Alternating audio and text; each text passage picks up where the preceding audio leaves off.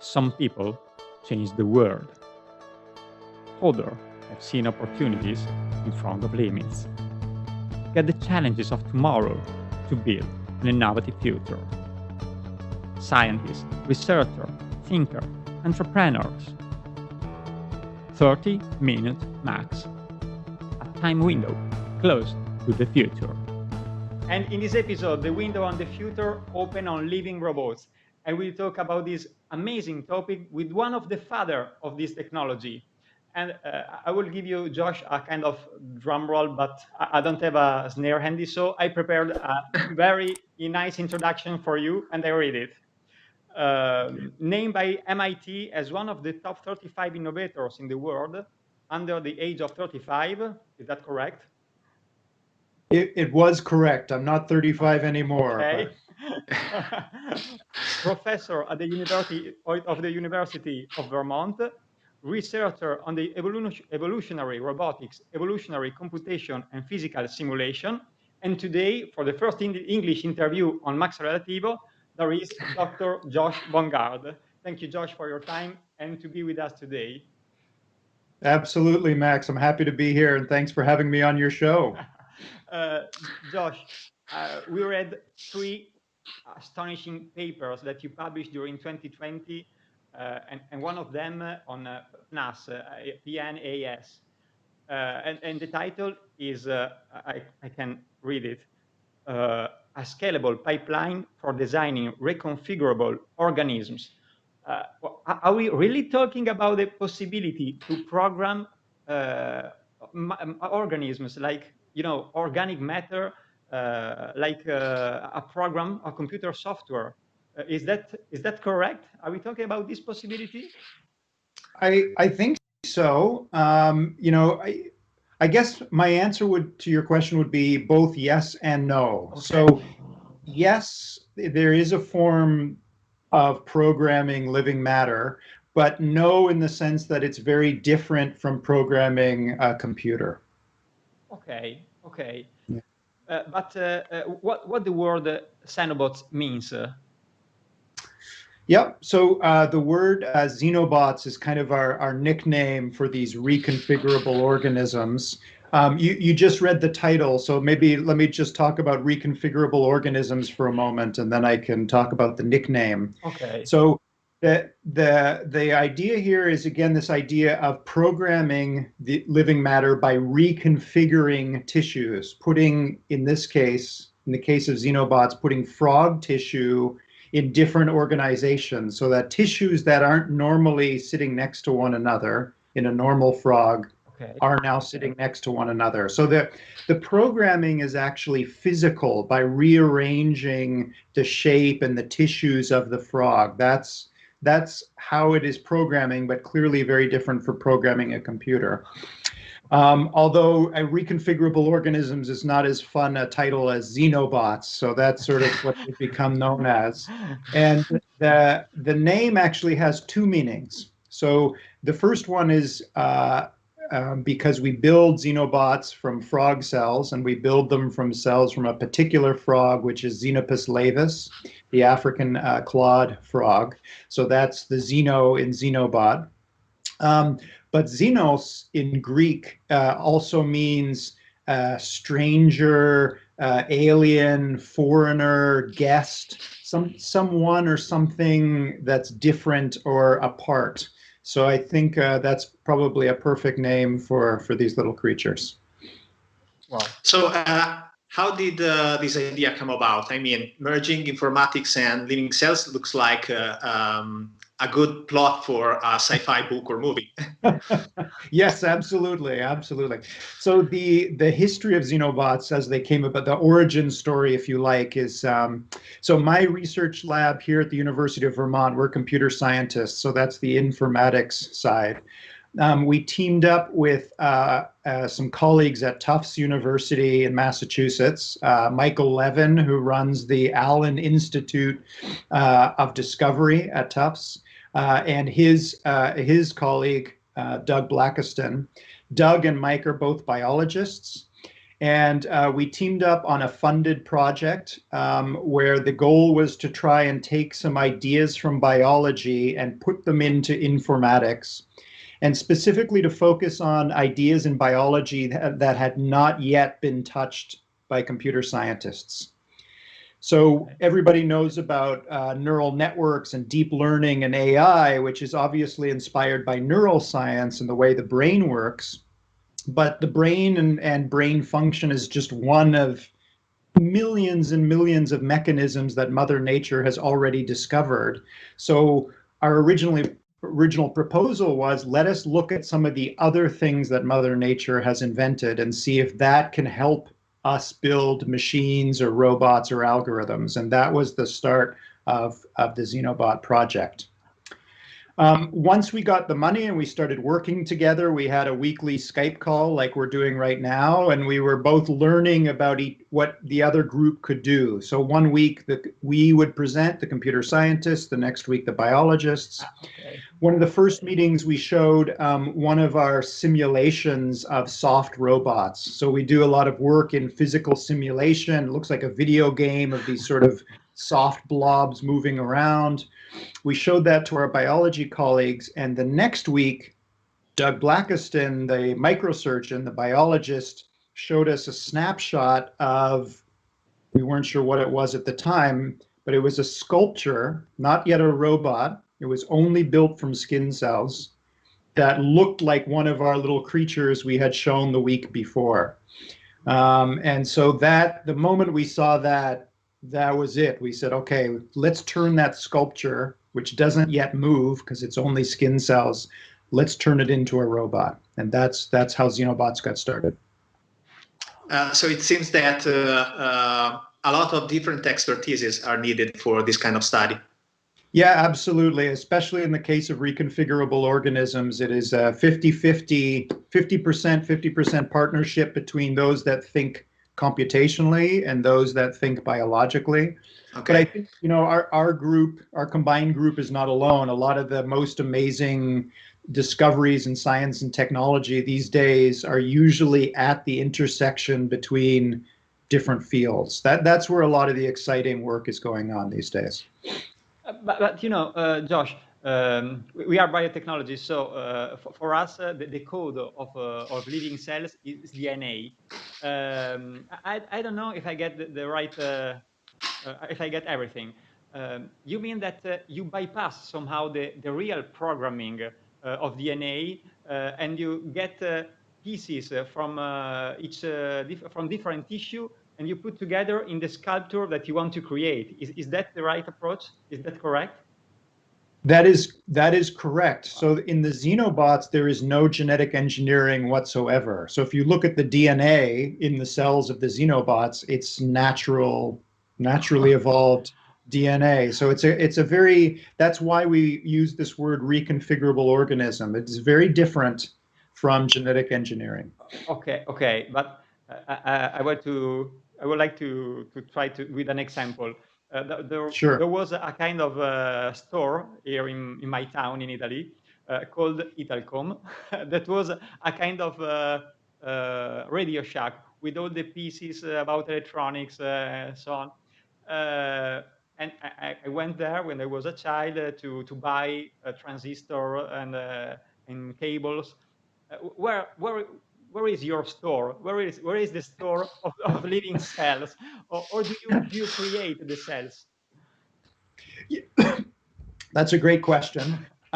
So yeah, obviously here in North America we had Radio Shack, but I know exactly what you mean. I did the same thing when I was a child, right? It was amazing that you could buy these very simple, cheap parts and make, you know, basically anything you could imagine.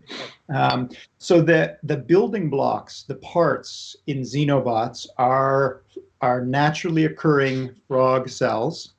They're, in the case of the Xenobots, our microsurgeon Doug Blackiston would carefully dissociate or pull apart skin cells and heart muscle cells from the blastula of Xenopus laevis. So very, very early developmental phase. At that point, the cells are still sort of, still stem cells. Some of them are fated to become skin, some are fated to become heart muscle, but they seem willing to be rearranged and reattach into new patterns. So my colleague Mike Levin described it as rebooting multicellularity. You take all the cells and you separate them into individual skin and heart muscle tissue, but then they want to stick together. So they pull themselves together, and as they do, you can rearrange and scrape away material to build what you want. So the parts, in the case of the xenobots, there are only two parts: frog skin cell and frog heart muscle cell. What is the glue to put the cells together? Yeah, that it's them. They naturally want to reattach. These cells do not like to be on their own. Okay. So when they're freed from their developmental signals that they would normally get during development, it seems from the outside that their default behavior is find some neighbors, reattach as best you can. Why did you choose the frog cells? Do you think that the same technology could be applied also for other kind of cell, for other species?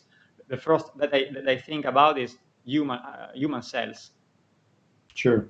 So the reason we started with frogs is, again, my colleagues at Tufts have years of experience working with this particular species. And they actually have done some amazing experiments demonstrating that frogs are suggestible. They're willing to be reconfigured. So one famous example, again, Doug Blackiston a couple of years ago published a paper where they implanted an adult frog eye onto the back of a developing tadpole. Yeah. And the eye and the notochord spontaneously attached during development. Okay. So at the end, you had an adult frog that has three eyes, two in the normal place on the front and a third on the back. And not only was the eye functional, but the eye would contribute to behavior like phototaxis, following the light. Yeah, that's incredible. That is better than Frankenstein. That's right, exactly. So that and many other papers are clues that you connect. Organisms are much more plastic and reconfigurable than maybe we thought, and that's why we started with frogs. But you asked about human cells. Yeah. So obviously, there's no reason in theory why you could not build biobots from other species. And human would be an obvious candidate for many, many reasons. And as you can imagine, this is definitely something that we are looking into, but we're not at liberty to talk too much about that yet. Okay, I see. Did you ever thought about the possibility to apply the genetic engineering on the cells? For example, as biotechnology, I'm thinking about the possibility to insert the genes for chlorophyll production in order to make a kind of automation of the cell. They doesn't need energy source, but they produce by themselves. Do you think that would be possible?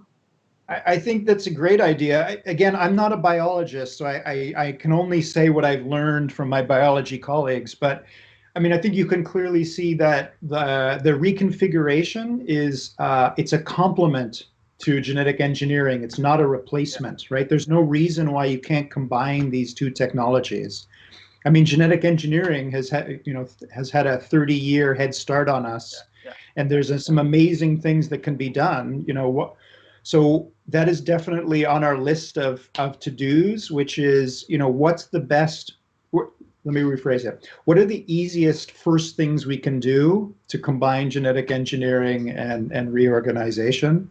I don't know about chlorophyll, but I think that sounds, absolutely, that would be fantastic. I mean, why not? Why not?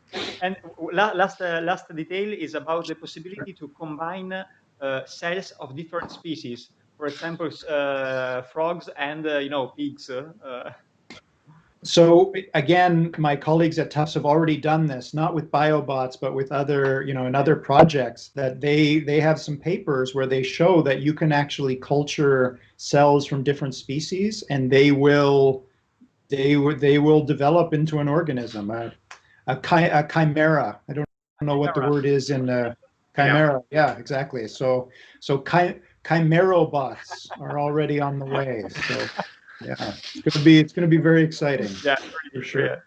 Which are the potential fields of application for xenobots? I assume that building, for example, biobots made from patient own cells could be a good choice for therapeutics application.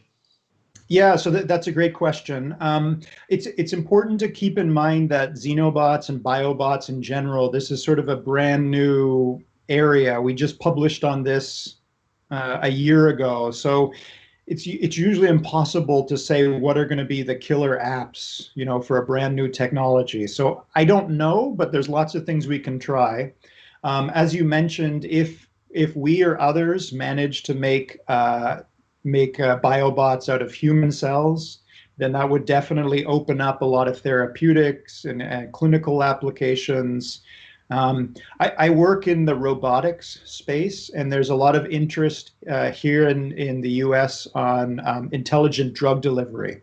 So could you create a small capsule, which is actually a robot, and if you were to swallow it, it could, for example, swim to a cancer tumor and deliver medication or drugs directly at a target site inside the human body without requiring any invasive surgery or radiation. Again, that's still somewhat science fiction, but there is definitely a lot of funded research in that direction. But most of those applications assume a micro robot that's made from metals and ceramics and all the other things we tend to build robots from. And the one thing that the human body hates above all else are small bits of metal or our plastics inside the body. So maybe xenobots built from human cells could serve that function without, and if they were built from cells of the human patient, they wouldn't trigger the immune response. So maybe this is a path towards intelligent drug delivery and non-invasive surgery. We'll see. Incredible. Are there any potential risks linked to the spillage of biobots in the environment? There are many, many, many risks for this technology, as you can imagine. So again, it's a brand new technology. Our first paper in PNAS was just to demonstrate that it can be done. We had little to say about how it should be done or how it should move forward. And in our group's opinion, it's no longer a question of science. It becomes a question of policymakers, regulators, legislators, the general public, social groups, so we're trying now to broaden the community to think about, what we would like to do and what we would like not to do with this technology. And that's part of the reason why I'm here talking to you both today. So there are any ethical concerns about xenobots? I mean, they are somewhere in the middle between viruses and living cells. So yeah, the ethics is interesting, and actually with Mike and another colleague at Harvard, a bioethicist, we actually published a paper a few months back, just even starting to talk about all the different kinds of ethical questions that arise around this technology. They're the what I would call the surface or the most obvious ones, which you already mentioned, like, for example, the environmental risks of letting xenobots free in the oceans. That's probably not a good thing to do anytime soon. And there's ethical questions about where we might want to deploy these. There's the medical ethical questions about releasing xenobots inside a human body. But then there are the deeper ethical questions that arise from the fact that you mentioned, like viruses, that xenobots for many people seem to lie at the interface between a living being and a robot or a machine. And obviously, as a society, global society, we're wrestling with questions about animal welfare and ethics and how to treat non-human living systems. And so Xenobots, I think, just made that discussion more complicated. It's important to remember, at least for now, xenobots are basically bundles of skin cells and muscle cells. There's no brain, there's no, nothing else. So I think those deeper questions about, welfare rights for xenobots, they're not important yet. They may be someday, depending on, what we actually start to build into these creatures. But I think it's definitely interesting from an ethical point of view and from the point of view of the general public, is what are all, basically even just enumerating, figuring out all the questions we need to ask about this technology. We're still doing that. We haven't even got to the answers yet.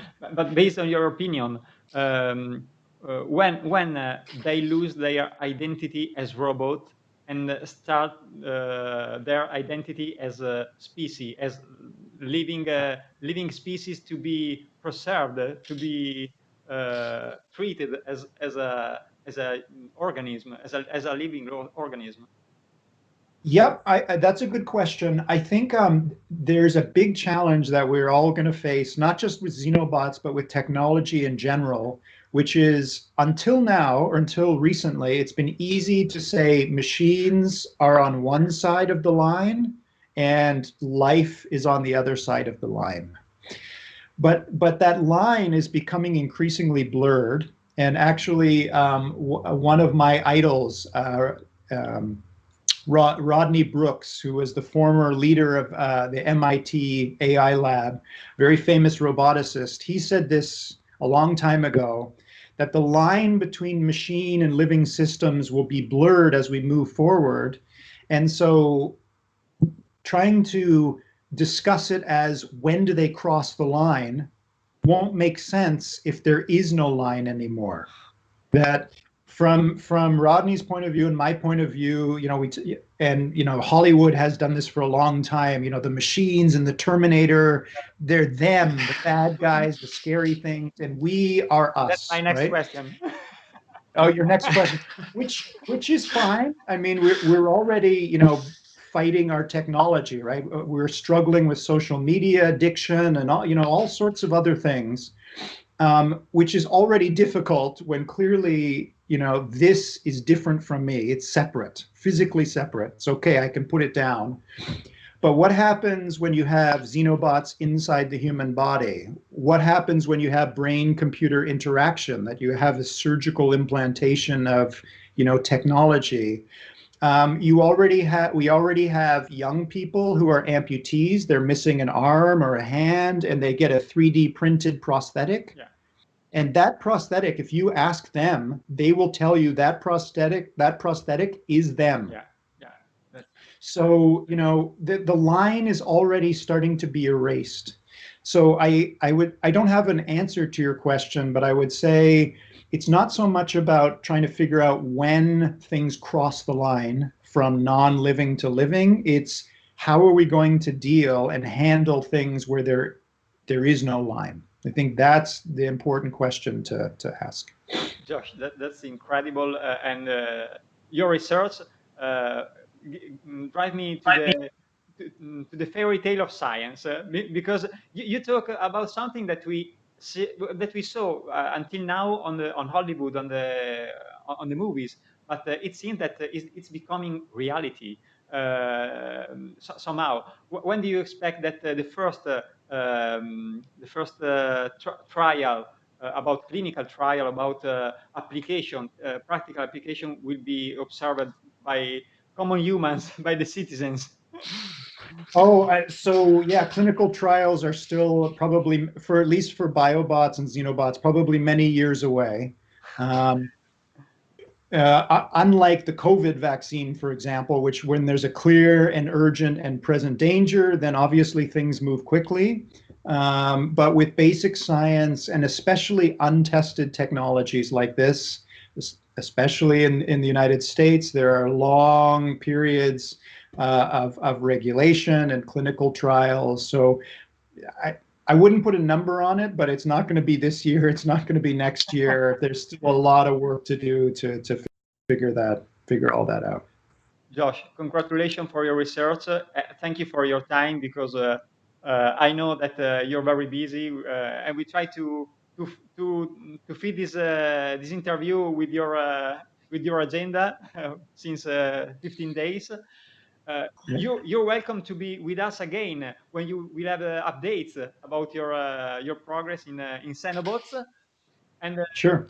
Well, obviously, I'm just a member of the team, but thanks very much, and thanks for your really great questions. This was excellent. Thank you. You're welcome. You're welcome. Thank you, Josh. See you later. All right. Thank you. Bye. I wish you good Bye. luck. I wish you good luck on your work as well. Nice to meet you, Max, and nice to meet you, Nice Francesco. to meet you, Josh. Thank you. Thank you. Bye. Bye, guys. Bye.